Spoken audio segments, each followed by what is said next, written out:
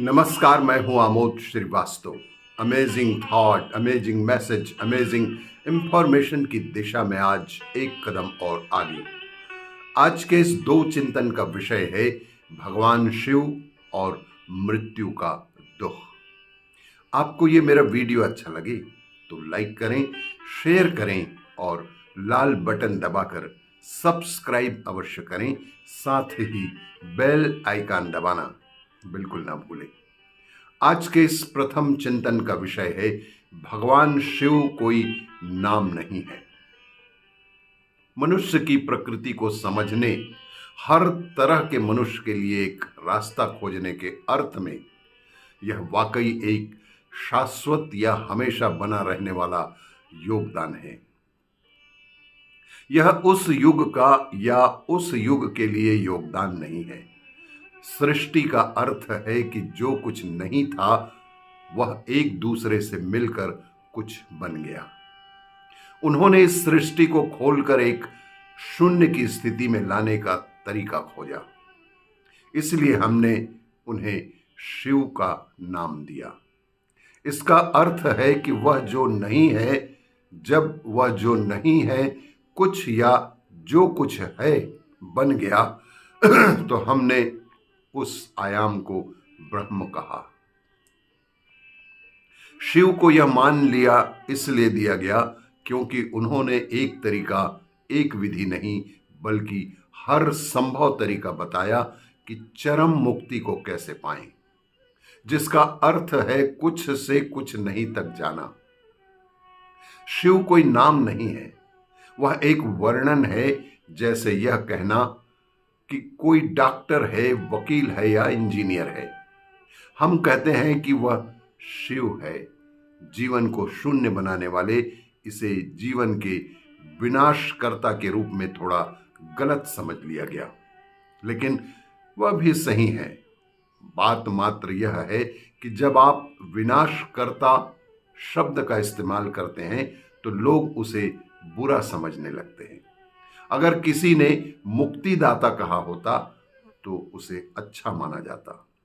धीरे धीरे शून्य करने वाला विनाशकर्ता बन गया और लोग यह सोचने लगे कि वे बुरे हैं। आप उन्हें कुछ भी कहिए, कोई फर्क नहीं पड़ता। बुद्धिमता की प्रकृति यही है, क्योंकि यही तो शिव है।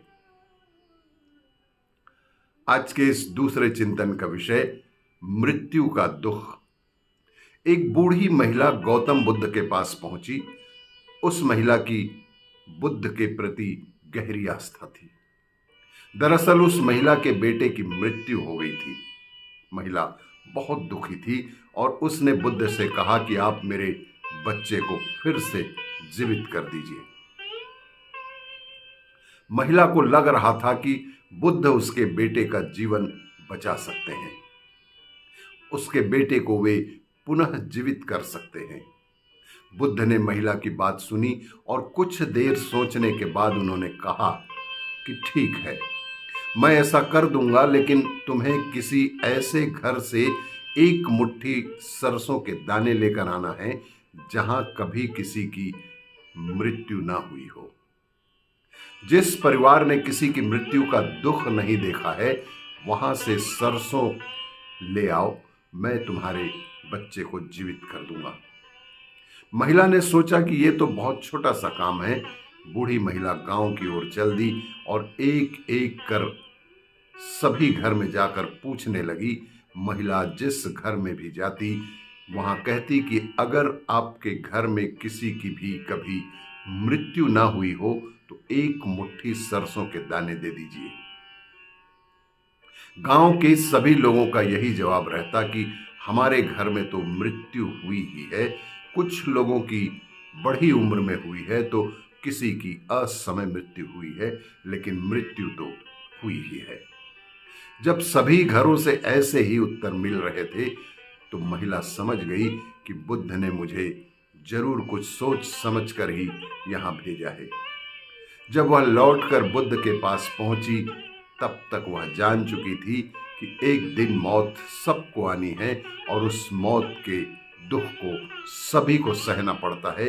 ऐसा कोई परिवार नहीं जिसके घर में मृत्यु का दुख ना हुआ हो।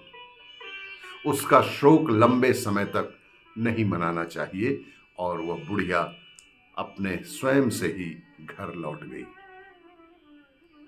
आपको ये मेरा वीडियो अच्छा लगे तो लाइक करें, शेयर करें और सब्सक्राइब अवश्य करें। धन्यवाद।